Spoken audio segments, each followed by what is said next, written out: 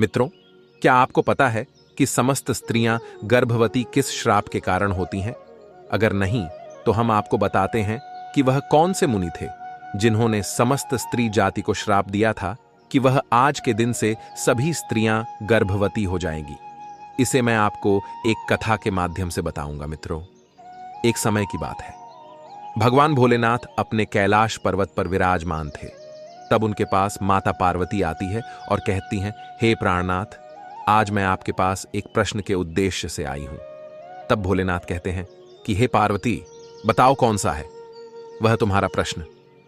तब पार्वती कहती हैं कि हे प्राणनाथ, हे चराचर जगत के स्वामी, मेरा प्रश्न यह है कि वह कौन से अरश्य मुनि थे जिन्होंने कलयुग की स्त्री को ही गर्भ धारण करने का श्राप क्यों दिया। देवी, पार्वती आगे कहती है कि स्त्रियों में ही गर्भ की उत्पत्ति क्यों होती है? संसार में केवल स्त्रियां ही गर्भ धारण क्यों करती हैं? इसके पीछे क्या कारण है? यह कष्ट केवल स्त्रियों को ही क्यों सहन करना पड़ता है? यह बात सुनकर भगवान भोलेनाथ कहते हैं कि हे पार्वती, यह प्रश्न प्रत्येक कलयुग की स्त्री के लिए महत्वपूर्ण है, क्योंकि पहले ऐसा नहीं था। पहले की स्त्रियां गर्भवती नहीं होती थीं। हे देवी पार्वती, मैं तुम्हें इस प्रश्न का उत्तर एक कथा के माध्यम से दूंगा। तब देवी पार्वती कहती हैं कि हे प्रभु, कृपा करके मुझे वह कथा सुनाइए। तब भगवान भोलेनाथ कहते हैं, ठीक है, मैं तुम्हें वह कथा सुनाता हूं, लेकिन इस कथा को तुम्हें पूरा सुना होगा, क्योंकि आधा अधूरा ज्ञान हानिकारक होता है। तब देवी पार्वती कहती हैं कि हे चराचर जगत की स्वामी, हे भगवान भोलेनाथ, मैं इस कथा को पूरा सुनूंगी। तब भोलेनाथ कहते हैं कि इस कथा को सुनने मात्र से ही मैं सभी के 12 पाप नष्ट कर देता हूं। जो इस कथा का श्रवण सच्चे मन से करता है, उसका अवश्य ही उद्धार होता है। भगवान भोलेनाथ अब उस कथा को सुनाना प्रारंभ करते हैं और कहते हैं कि हे देवी पार्वती, एक समय की बात है, ब्रह्मदेव ने समस्त सृष्टि की रचना की है। ब्रह्मदेव ने अपने मन से तथा शरीर के पृथक पृथक अंगों से अनेक आर्षि मुनियों की रचना की है तथा अनेक सुंदर सुंदर अप्सराओं, गंधर्व तथा देवताओं की भी रचना की है। ब्रह्मदेव ने ही स्त्रियों को सौंदर्य और चंचलता प्रदान की है। परंतु हे देवी पार्वती, एक समय की बात है, आर्षि पुलत्स्य का जन्म ब्रह्मा के कान से हुआ। पुलत्स्य ब्रह्मा के मानस पुत्रों में से एक है। ब्रह्मा ने पुलत्स्य को अनेक प्रकार की विद्या प्रदान की तथा पुलत्स्य के प्रकट होने का उद्देश्य उन्हें समझाया। फिर ब्रह्मा ने पुलत्स्य को संसार के कल्याण के लिए तपस्या करने का उत्तम कार्य सौंप दिया। ब्रह्मा की ही आज्ञा से सतयुग में महर्षि पुलत्स्य सुमेरु पर्वत के उच्च बिंदु पर तपस्या करने के लिए चले गए। पुलत्स्य वहां पर आश्रम का निर्माण करके घोर तपस्या करने लगे। भगवान भोलेनाथ आगे कहते हैं, हे देवी पार्वती, उसी समय अनेक गंधर्व देवता, दानव तथा अप्सराएं उस स्थान पर विचरण करने के लिए आया करते थे। उन सभी की दृष्टि पुलत्स्य पर पड़ी तो वे सभी उनकी पुलत्स्य की तपस्या भंग करने की चेष्टा करने लगे। उन्होंने पुलत्स्य की तपस्या में अनेक बार विघ्न उत्पन्न करने का प्रयास किया। खेल खेल में अप्सराएं पुलत्स्य के तप को भंग करने का प्रयास करने लगी। तभी पुलत्स्य ने क्रोध में आकर वहां पर उपस्थित सभी अप्सराओं और गंधर्व को यह चेतावनी देते हुए कहा कि आज के बाद जो भी प्राणी मेरे सामने आएगा और मेरी तपस्या में विघ्न डालेगा, वह गर्भ धारण करेगा। पुलत्स्य की ऐसी कठोर वाणी सुनकर समस्त अप्सराएं, गंधर्व आदि भयभीत हो गए और वहां से डर कर दूर भाग गए। भगवान भोलेनाथ कहते हैं कि हे देवी पार्वती, उसी समय पर्वत पर कंधर राशि तृण बिंदु की कन्या हविभुवा अपने माता पिता के साथ निवास करती थी। वह महर्षि पुलत्स्य के कहे गए वचन को वह नहीं जानती थी। एक दिन वह अपनी सहेलियों को खोजते हुए सुमेरु पर्वत के उस स्थान पर चली गई जहां पर आर्षि पुलत्स्य तपस्या कर रहे होते हैं। भगवान भोलेनाथ कहते हैं कि हे देवी पार्वती, तृण बिंदु की कन्या अपनी सहेलियों को पुकारते हुए महर्षि पुलत्स्य के आश्रम पर पहुंच गई। जब हविभुआ महर्षि पुलत्स्य के सामने आकर खड़ी हो गई तो उनकी दृष्टि उस स्त्री पर पड़ी। महर्षि पुलत्स्य की दृष्टि पड़ते ही पुलत्स्य के श्राप का प्रभाव हविभुआ पर पड़ने लगा।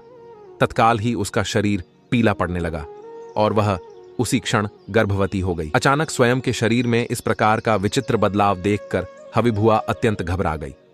उतने में ही उसकी सखियां उस स्थान पर आ गईं, तो हविभुआ ने उसे उस घटना के बारे में बता दिया।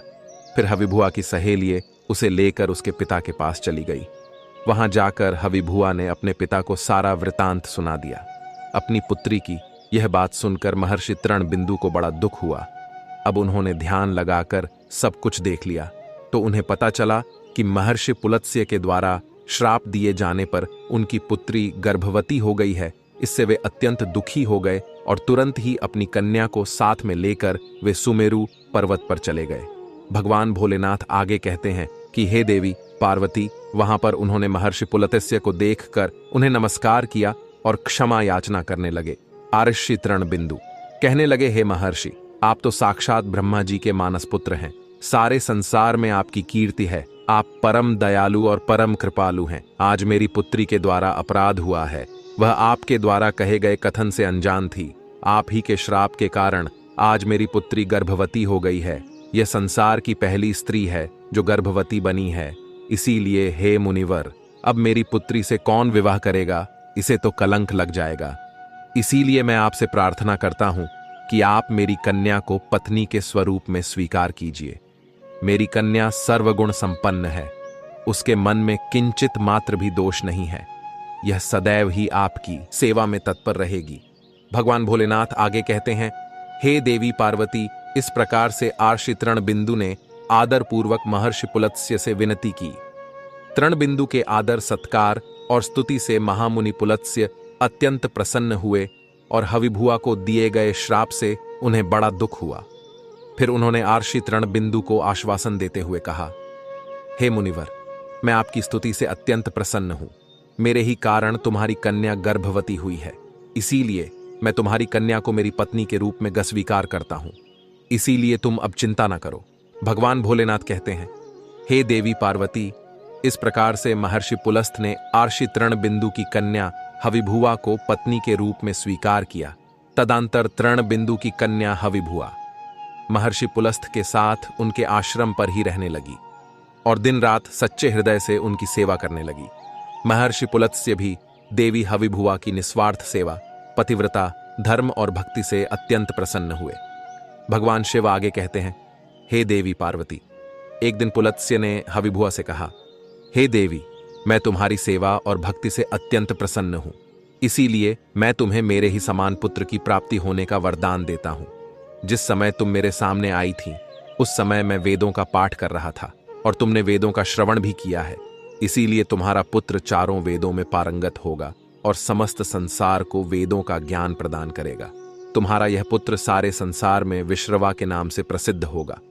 भगवान भोलेनाथ आगे कहते हैं कि हे देवी पार्वती, फिर कुछ समय के उपरांत देवी हविभुआ ने एक अत्यंत गुणवान पुत्र को जन्म दिया। महर्षि पुलत्स्य के कथन अनुसार उस पुत्र का नाम विश्रवा रखा गया। विश्रवा अपने पिता महर्षि पुलत्स्य के समान ही विद्वान, सत्यवादी और धर्म का पालन करने वाले थे। उनकी ख्याति संपूर्ण विश्व में हुई। उनकी कीर्ति और महानता को देखते हुए महर्षि भारद्वाज ने अपनी पुत्री इडविला का विवाह उनके साथ कर दिया। फिर मुनि विश्रवा की पत्नी इडविला के गर्भ से एक पुत्र का जन्म हुआ जिसका नाम वैश्रवण रखा गया। वैश्रवण का ही एक नाम कुबेर है। कुबेर जी ने ब्रह्मा जी को प्रसन्न करने के लिए कठोर तपस्या की। फिर कुबेर की तपस्या से प्रसन्न होकर ब्रह्मदेव ने उन्हें वरदान दिया और उन्हें उत्तर दिशा का स्वामी तथा धना अध्यक्ष बना दिया। भगवान भोलेनाथ आगे कहते हैं, हे देवी पार्वती, इसके साथ ही मन की गति से चलने वाला पुष्पक विमान कुबेर को भेंट दिया। कुबेर जी धन के स्वामी हैं। गंधमादन पर्वत पर स्थित संपत्ति का चौथा भाग कुबेर जी के ही नियंत्रण में है। कुबेर जी ने उस धन का 1.25 भाग मनुष्यों को प्रदान किया। महर्षि विश्रवा की दूसरी पत्नी का नाम कैकसी था। भगवान शिव कहते हैं, हे देवी पार्वती, एक बार मैंने ही तुम्हारे लिए अत्यंत सुंदर महल का निर्माण करवाया था जिसे लंका नाम दिया था। उस लंका के गृह प्रवेश के समय मैंने आर्षि विश्रवा को भी निमंत्रण दिया हुआ था। आर्षि विश्रवा अपनी पत्नी को लेकर लंका के गृह प्रवेश में गए आए थे। जब मैंने आर्षि विश्रवा को दान मांगने के लिए कहा तब विश्रवा की दुष्ट पत्नी कैकसी ने छल से विश्रवा को लंका मांगने के लिए विवश कर दिया और मैंने वह लंका उन्हें दान में दे दी थी। तब माता पार्वती कहती हैं कि हाँ प्रभु, मुझे याद है। तब भगवान भोलेनाथ माता पार्वती से यह भी पूछते हैं कि क्या तुम्हें यह भी याद है कि तुमने क्रोध में आकर कैकसी को श्राप दिया था और श्राप देते हुए कहा, आज तुमने मेरे पति से जिस सोने की लंका को मांगा है, एक दिन वही तुम्हारी यह सोने की लंका को जलाकर भस्म कर डालेंगे। तब देवी पार्वती कहती हैं कि हे प्रभु, मुझे सब कुछ याद है। भगवान भोलेनाथ आगे कहते हैं, जिसके बाद विश्रवा जी को मैंने जो लंका प्रदान की थी, उस सोने की लंका को अपने पुत्र कुबेर को प्रदान की, किंतु बाद में कैकसी के पुत्र रावण ने कुबेर से वह लंका छीन ली। लेकिन त्रेता युग में मेरे ही एक अवतार हनुमान जी ने उस सोने की लंका को जलाकर भस्म कर डाला था। भगवान भोलेनाथ आगे कहते हैं कि हे देवी पार्वती, इस प्रकार से महर्षि पुलत्स्य के श्राप के कारण संसार की स्त्रियां गर्भवती होती हैं। ब्रह्मा ने संसार की समस्त स्त्रियों को पुरुषों से भी अधिक सहनशील बनाया है। उनमें हर दुख को सहन करने की क्षमता पुरुषों से अधिक है। इसीलिए स्त्री की रचना करने में ब्रह्मा को सबसे अधिक समय लगा। गर्भ धारण करना यह स्त्रियों के लिए श्राप रूपी वरदान ही है। ब्रह्मा ने समस्त स्त्रियों के अंदर ममता और प्रेम का भाव डाल दिया, जिससे स्त्रियां अपने बालक का लालन पालन कर सके। इस संसार में स्त्रियों की तुलना किसी से नहीं की जा सकती। स्त्रियां ही इस संसार का आधार है। इसीलिए इस संसार की सर्वश्रेष्ठ रचना स्त्री को ही कहा गया है। भगवान भोलेनाथ आगे कहते हैं कि हे देवी पार्वती, अब तो तुम्हें पता ही चल गया होगा कि आखिर वह कौन से आर्षि मुनि थे जिन्होंने स्त्रियों को गर्भवती होने का श्राप दिया था। तब देवी पार्वती कहती हैं कि हे प्राणनाथ, मुझे सब कुछ झात हो गया है। हे प्रभु, आपका इस प्रश्न का उत्तर श्रवण कराने के लिए मैं सदैव आपकी आभारी रहूंगी। तो मित्रों, इस प्रकार से महर्षि पुलत्स्य के श्राप के कारण ही संसार की स्त्रियां गर्भवती होती हैं। मित्रों, आपको यह कथा कैसी लगी, हमें कमेंट में अवश्य बताइएगा और इस वीडियो को ज्यादा से ज्यादा लोगों तक शेयर करिए ताकि उन्हें भी इस बात का ज्ञान हो सके। अगर आपने वीडियो को यहां तक देखा है तो वीडियो में हर हर महादेव कमेंट अवश्य कमेंट करना। मित्रों, आप सभी का वीडियो देखने के लिए दिल से धन्यवाद।